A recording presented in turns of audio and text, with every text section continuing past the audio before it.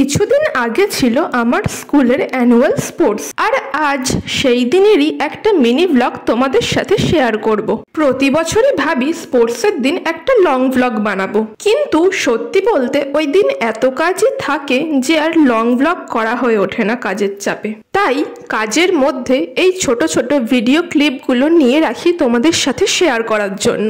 তো স্পোর্টসের দিন সকাল সকাল শাড়ি পরে রেডি হয়ে চলে গেলাম স্কুলের মাঠে। এই মাঠটা আমাদের স্কুলের আন্ডারেই, যার জন্য স্পোর্টসের দিন আর অন্য কোথাও যেতে হয় না। প্রথমে মাঠ পাস হয়ে যাওয়ার পর শুরু হলো মেন খেলাগুলো। ছিল 50 মিটার রান, হাঁস দৌড় আর আলু দৌড়, আর সবশেষে ছিল এই গোয়াজুলাইক, যেটাতে প্রত্যেকেই দারুণ দারুণ সেজেছিল।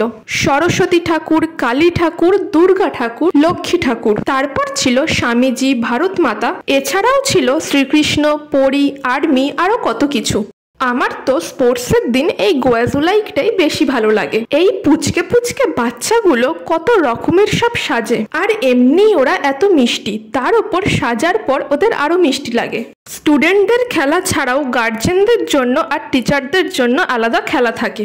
আর এবার টিচারদের ছিল হিট দ্য উইকেট। কোনোদিনই খেলাধুলায় আমি অত ভালো না, মোটামুটি পারি, তবুও সেই খেলাতে টিচারদের মধ্যে এবার ফার্স্ট হয়েছি আমি।